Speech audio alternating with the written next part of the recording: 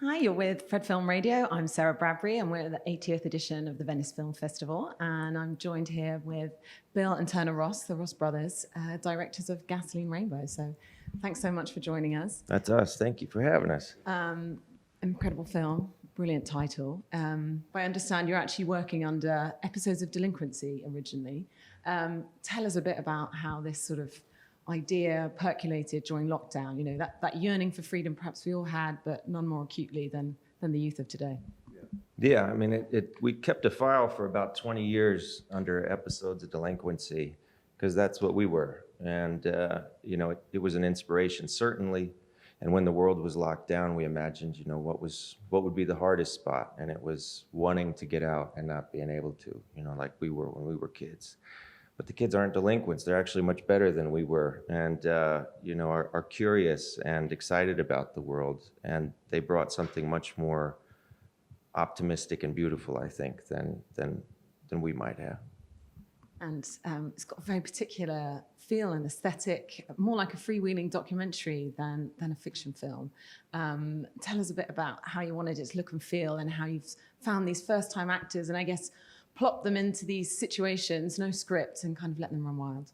Yeah, we had an incredible casting unit out like during COVID, like at skate parks and meeting people on the street, and they found Makai and Micah and Tony and Nat and Nicole, and it was really just their personalities, their character that really like drove the story, and we just needed to follow it. I mean, we had an outline for what we wanted it to look like, but it was really their spirit and their curiosity that led us through.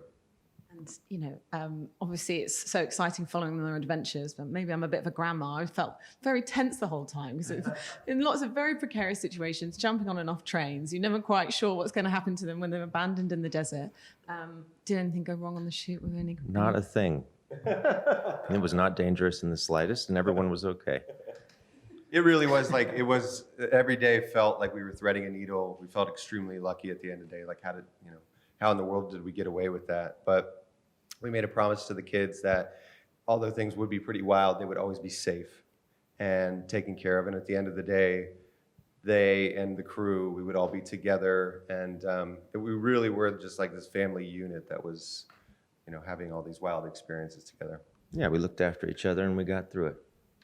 There's a great line towards the end that says, the older generation will never understand the young generation. And then that's followed up by, yeah, but one day we'll be the older generation. Right. So I love how you capture that sort of general feeling of being young, kind of the possibilities, but also the anxieties about the future.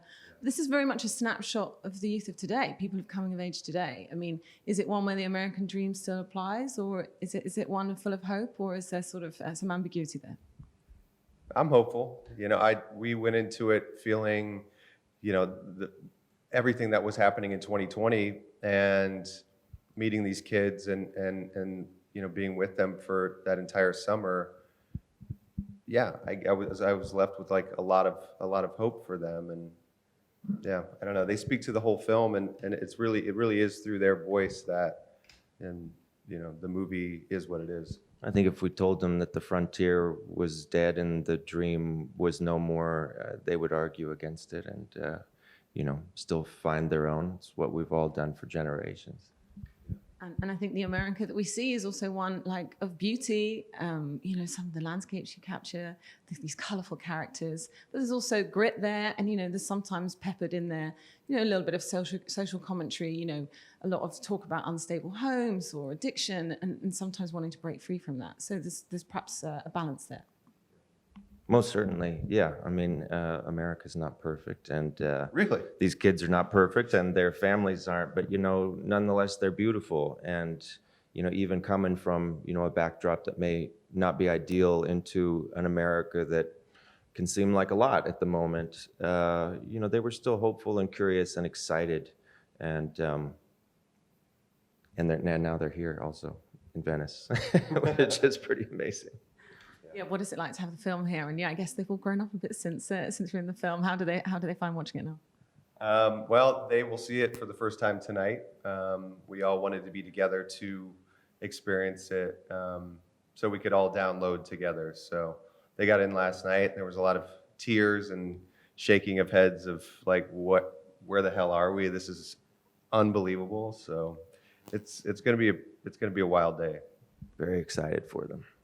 Amazing. Well, thanks so much for sharing all that with us. Thank you. And really enjoy the rest of the time here in Venice. And Thank you. Fred Film Radio, the Festival Insider. Thanks so much.